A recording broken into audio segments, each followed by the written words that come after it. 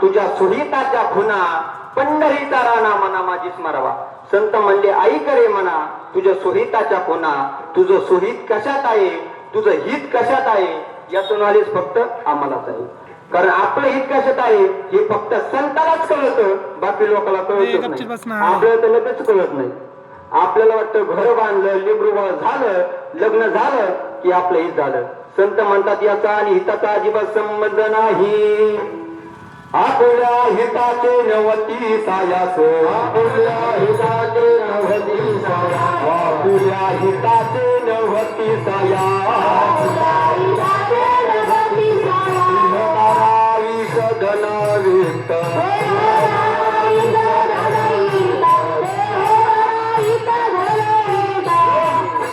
आपल्या हिताचे नवती सायास, देहदारावीस धनवित. कितीही लाखाचं घर बांधा दादांनो, मेल्यावर आपल्याला घरात जाणार की बाहेर. पण आपण मेल्यावर आपल्याला घरामध्ये किती तास ठेवतात? 10 तास. अहो 10 मिनिटं ठेवा ना, तुम्ही 10 तास म्हणतात.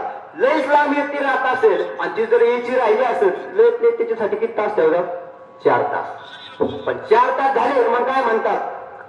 काढ काढ मन ती आता भूमी झाला भार, सौजन्य गोत्राच्या करीती विचार, काढ काढ म्हणत याचा भूमी झाला भार. अहो आपण पैसा कमीला, आपण घर बांधलं आणि आपल्याच घरातले लोक जर आपल्याला काढ म्हणत असेल बाहेर, तर काय वाटत असणार होत्या माणसाला? त्याला काय वाटणार? मी आल्यावर त्याला काय वाटणार? फुलातला सुगंध निघून गेला, फुलाची किंमत शून्य होती. भुईमुगाच्या टरफलातला दाणा निघून गेला तर टरफलाची किंमत शून्य होती. तसं त्याच्यातलं आयुष्य निघून गेलं ना, याची किंमत आयुष्य सेवाटी देहातैसा, आयुष्य सेवाटी देहातैसा, आयुष्य सेवाटी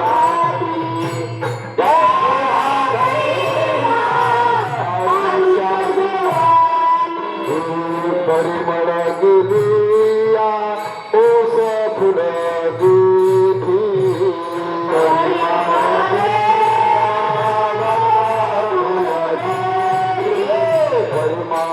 गेलिया ओस फुल गेली,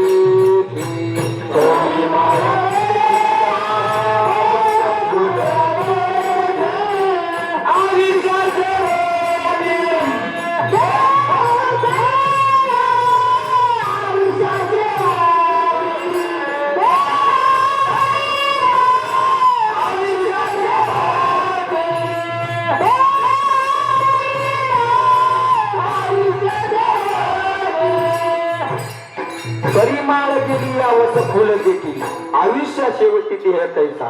वा वा वा, खूप गोड प्रमाण. फुलातला सुगंध निघून गेला, फुलाची किंमत शून्य होते. भुईमुगाच्या टरफलातला दाणा निघून गेला की टरफलाची किंमत शून्य होती. तसं त्याच्यातलं आयुष्य बी निघून गेलं ना, त्याची किंमत शून्य होती. फुलाचा सुगंध निघून गेला, फुलाचा मुक्काम उकांड्यात. भुईमुगाच्या टरफलातला दाणा निघून गेला तर टरफलाचा मुक्काम कुठं? चुलीत. तसेच याच्यातलं आयुष्य निघून गेलं ना, याचा मुक्काम मसनवाड्यात. लक्ष्मीला ठाव मशालीचा,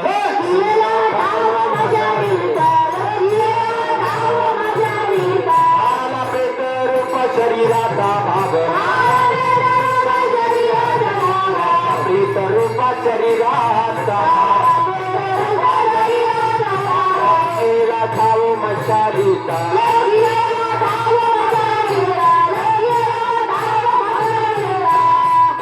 झाला प्रेत रूप शरीराचा भाव, लक्ष्मीला ठाव मशालीचा. म्हणून संत म्हणले जोपर्यंत शरीर चांगलं आहे ना दादांनो, तोपर्यंत परमार्थ करा. एकदा शरीर निघून गेलं ना मग काहीच नाही. कारण मी नाही सांगत, कारण मी नाही सांगत. नामदेव महाराजांनी सुंदर वर्णन केलं बघा एका गात्यामध्ये, खूप गोड वर्णन केलं. मी तुम्हाला सांगतो.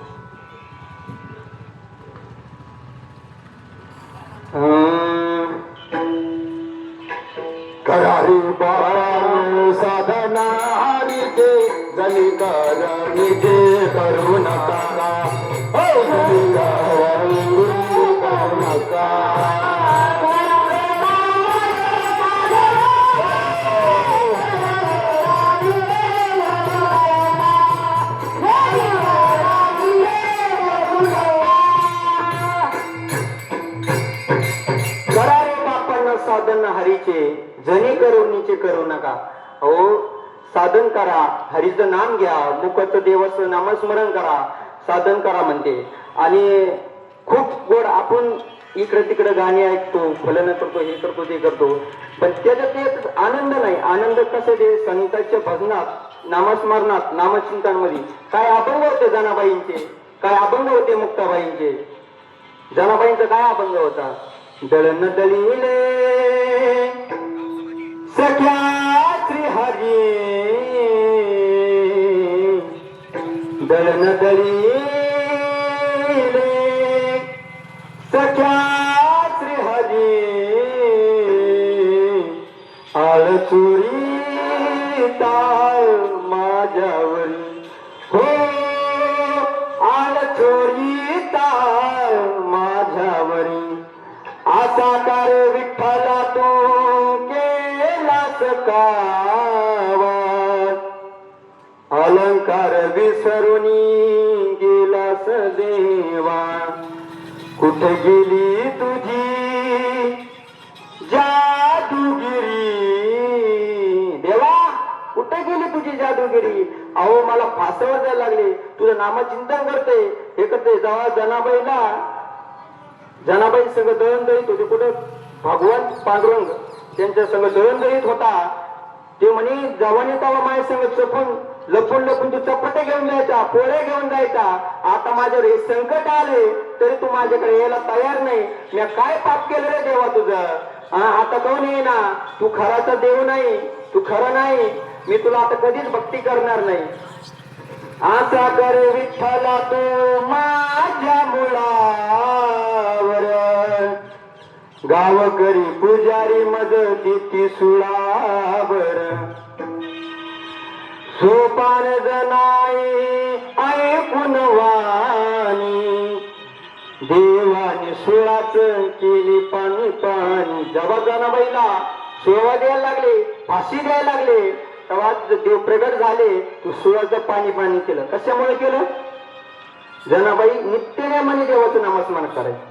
आणि नामचिंतनात एवढी ताकद आहे, तुम्हाला सांगतो. अहो कालच आमच्या गुरुवारीने सांगितलं बघा तुम्हाला, एवढे मोठे मोठे किती का श्रीमंत लोक आहे बघा, किती का मोठे लोक आहे, त्यांना पैशाची कमी नाही असे लोक आहे, पण त्यांना सुख नाही. सुख कशी ते फक्त नामस्मरणात. प्रेमानंद बाबा